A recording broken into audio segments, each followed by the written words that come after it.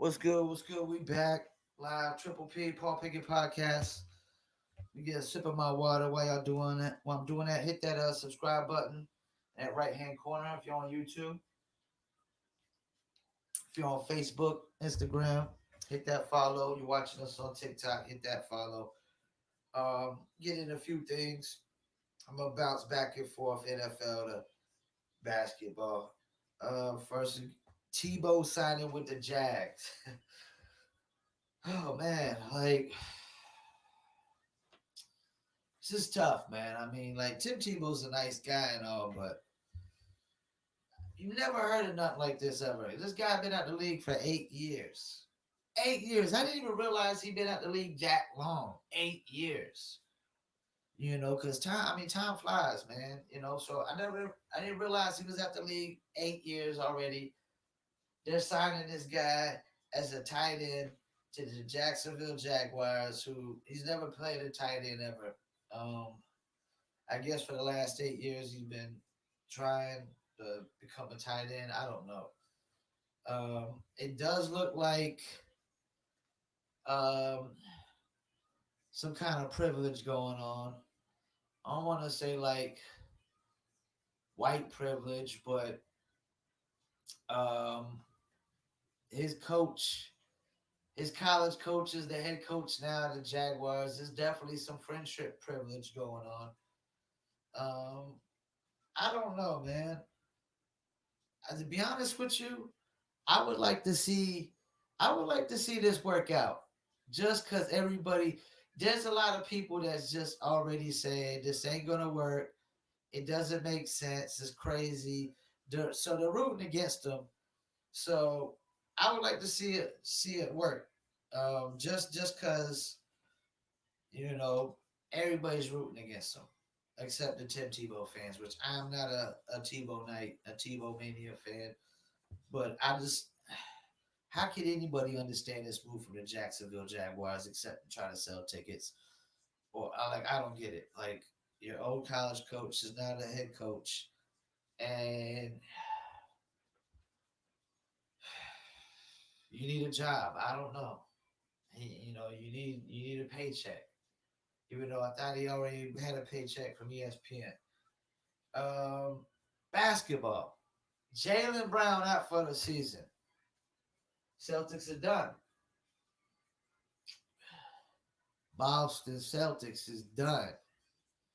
I mean, I hate to say it. Without Jalen Brown, your number two guy, Celtics are done. I mean, it's a devastating blow for a weird season for them. I mean, they got two of the best young players in the league, averaging like over 25 points a game. What really hasn't panned out for them is Kimber Walker that hasn't lived up to what they needed him to live up to.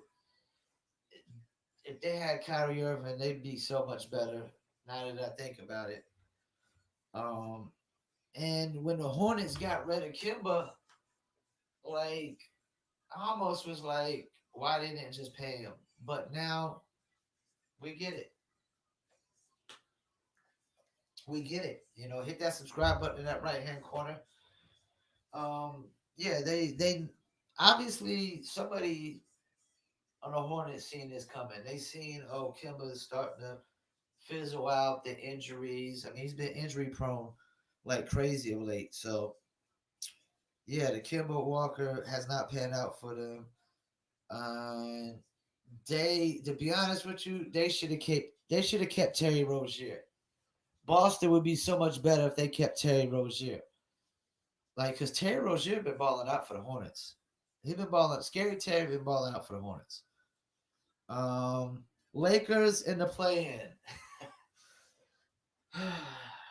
I used to be a diehard LeBron fan. I used to be a diehard LeBron fan until recently. Like, I had to. He really crossed the line that like I can't really ride with you when you cross these kind of lines. Like one thing I don't like is when people give opinions or statements on things before they know any of the facts, and that really could set you up for failure. You got to get as many facts as you can before you start really speaking on things and commenting on things and giving opinions on things. And LeBron got a little upset because Lakers might be in the play-in. Talking about whoever did that, thought that should be fired. I mean that's cool, but you're only saying that because y'all in the play-in now. That's the only reason you're saying it. And apparently you're not 100% healthy. Maybe you're not totally confident in your teammates. Anthony Davis wasn't looking 100% healthy until the other game. So yeah, Lakers in the play-in. If they get bounced out, would I be upset? No, I would not be upset. I would not be upset at all. They might have to play the Warriors. Steph Curry could have one of those Steph Curry nights, and that could be all it. But I mean, karma's bitch sometimes. You know, NBA Coach of the Year. They were talking about this on First Take. Max Kellerman said he said Tom Thibodeau, and Tom Thibodeau has done a great job. And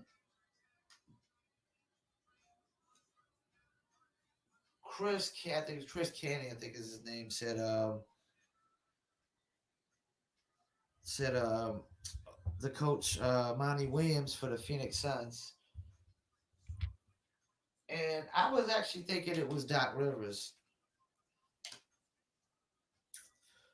I was thinking the coach of the year is Doc Rivers, and so if I had to say, it's probably between those three.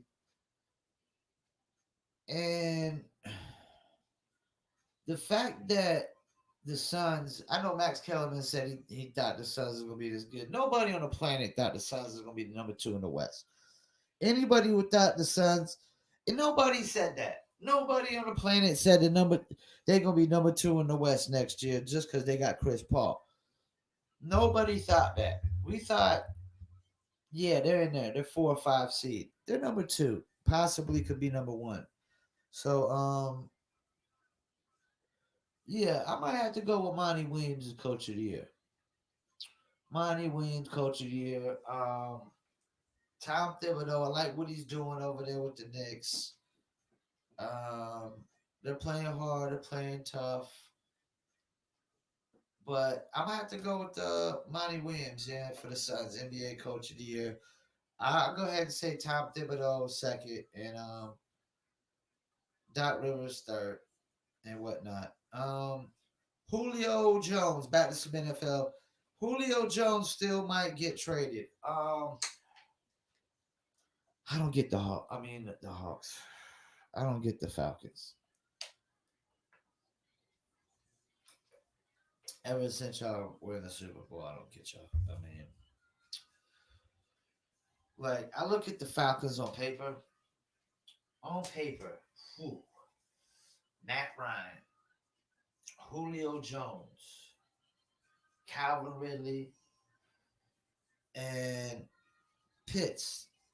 Kyle Pitts, I think is his name that they just drafted this year from the Florida Gators, where everybody's saying like the number one receiver, who went as the number one receiver. On paper, man, that's like it's a stacked lineup. But you're gonna trade Julio Jones away. I mean, I understand he's getting older, but Julio Jones is the kind of guy, man. He should be a lifer, man. I mean, he's consistent year in year out. Um, I mean, there's gonna be a lot of teams that our Seahawks definitely need to be looking to go after him. Russell Wilson, um, Green Bay. I mean, there's a lot of teams. Dolphins. Um, a lot of teams should go after this guy. If they, depending on what you got to give up for Julio Jones. I normally don't talk no boxing, and this ain't professional. I mean, it ain't professional boxing. It's Triller boxing. So for my TikTok viewers, they might like that. Logan Paul versus Mayweather. I mean, I get it's a payday for. It's all about the money for both of these guys. But I'm gonna have to say for Mayweather,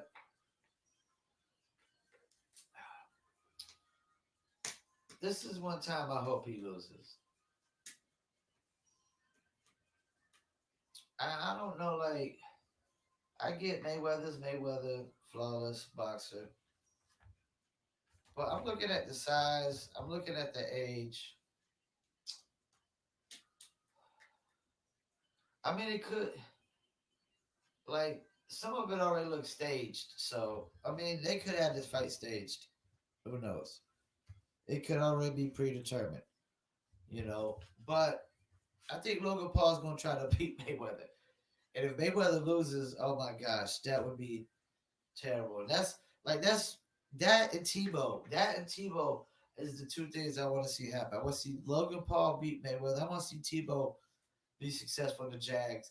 Because a lot of people's like scratching their heads, like, because I'm scratching my head, like, why would Floyd Mayweather fight Logan Paul?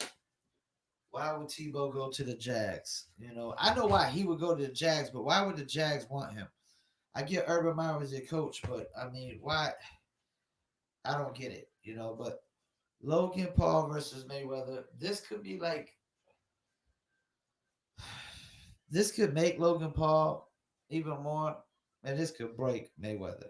This is a make or break, depending on who wins. Of course, I got to end off my podcast with the one and only, my favorite NBA player and athlete in the game right now, LaMelo Ball. Come back from the wrist injury. Come back sooner than I think a lot of people thought. And yes, man, I'm impressed. Still, I'm excited for Charlotte. Um, I gotta get me a Lamelo Ball jersey here soon or something, man. I mean, really, man. Like I'm a fanatic, man. I'm a fanatic of this kid. I was not sold at first. I had my doubts. I have no doubts, man. I have no doubts about Lamelo Ball whatsoever. Zero. Zero doubts. He is a franchise changer for the Charlotte Hornets. He's, he might go back down. He might, besides Larry Johnson and Alonzo Mourning, he's going to go down as the most impactful draft pick ever, if not the most impactful draft pick draft pick ever. He impacts winning right away. Had he not get hurt, I'm going on record to say that we'd be in the playoffs easily. We'd be in the playoffs had he not get hurt. Because when he get hurt, so Gordon Hayward also was hurt, and that's the thing. Injuries and these COVID protocols. Charlotte Hornets are actually a really good team if we don't deal with injuries and these protocols. And we're young. We're ascending. So I like our future. Um, I still don't know if LaMelo Ball gets Rookie of the Year because of the time he missed. Anthony Edwards is averaging about 18 a game right now. His rebounds, I think, should be a hell of a lot higher, though. I think that's what's going to prevent Anthony Edwards. Like with the hops he's got and the leaping ability he's got, I mean, this guy should be averaging 8 and 9 rebounds. He should be averaging 18 and 8. 18 and 8. I'm not, the assist is one thing because he's a two guard, a small forward, but yeah, 18 and 8. I mean, LaMelo's averaging like 16, 6 and 6. You don't really see too many rookies do that. Um, he's definitely a game changer, a franchise changer, and changes winning. Once again, I want y'all to hit that subscribe button in the right hand corner. Don't forget the audio version of my podcast. Hit Spotify, Apple, Amazon, Deezer, TuneIn, iHeartRadio, Slacker, several other platforms as well. You can Google Paul Pickett Podcasts. Um, talk about nothing but NBA, NFL sports. Also, the video will go up on the YouTube pages, Facebook fan pages, Instagram TV pages, Twitter, as well as other social media platforms. And don't forget to hit the subscribe buttons and the follow buttons anywhere you are. And share the podcast as well if you can. I really appreciate it. Once again, my name is Paul Pickett. This is Triple P, the Paul Pickett Podcast. I want to thank y'all for tuning in. And once again, I'm out. Peace.